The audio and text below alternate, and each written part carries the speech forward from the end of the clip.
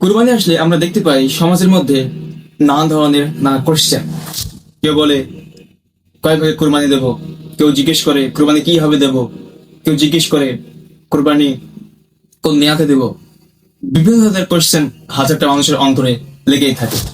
এখন কথা হচ্ছে কুরবানি ইবাদত এটা কেমন? মনে রাখবেন, কুরবানি এই ইবাদতটি হচ্ছে একটা আর্থিক ইবাদত। যার সামর্থ্য রয়েছে শুধুমাত্র সেই এই ইবাদতটি পালন করবে। আর আমাদের সমাজের মধ্যে কুরবানি নিয়ে অনেক বাড়াবাড়ি এবং অনেক ছাড়াছাড়িও রয়েছে। সুতরাং ওই দিকটা না গিয়ে আমাদের লক্ষ্য থাকা উচিত শুধুমাত্র আল্লাহকে সন্তুষ্টি করা। কারণ এখনকার বর্তমান সমাজে মানুষ কুরবানি দেয় শুধুমাত্র লোক দেখানোর জন্য, সম্মান অর্জন করার জন্য এবং মানুষের কাছে বাহবা পাওয়ার জন্য।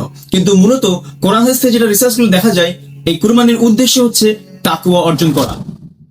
এটাই সত্য, লোক দেখানো নয়। কুরবানি করার উদ্দেশ্য হচ্ছে আল্লাহর কাছে নিজেকে সঁপে দেওয়া, আল্লাহকে সন্তুষ্ট করা এবং তাকওয়া অর্জন করার মেন উদ্দেশ্য হচ্ছে এই কুরবানির।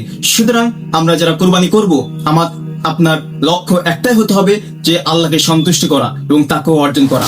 তার থেকে বড় একটা কথা, কুরবানি দেওয়ার আগে নিজের মধ্যে থেকে সমস্ত ধরনের যেসব অন্যায় কাজগুলো রয়েছে সেগুলোকে বর্জন করা, ডিলিট করা।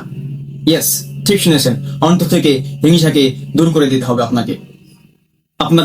আপনি যে অন্যায়ের সঙ্গে জড়িত রয়েছেন সেই অন্যায়কে আগে পরিত্যাগ করতে হবে। আপনি যে হারাম ইনকামের সঙ্গে জড়িত রয়েছেন সেই হারাম ইনকাম থেকে ত্যাগ করতে হবে। আপনি যে হারাম রিলেশনের সঙ্গে জড়িত রয়েছেন সেই হারাম রিলেশন থেকে পরিত্যাগ করতে হবে। তারপরে কুরবানি করুন।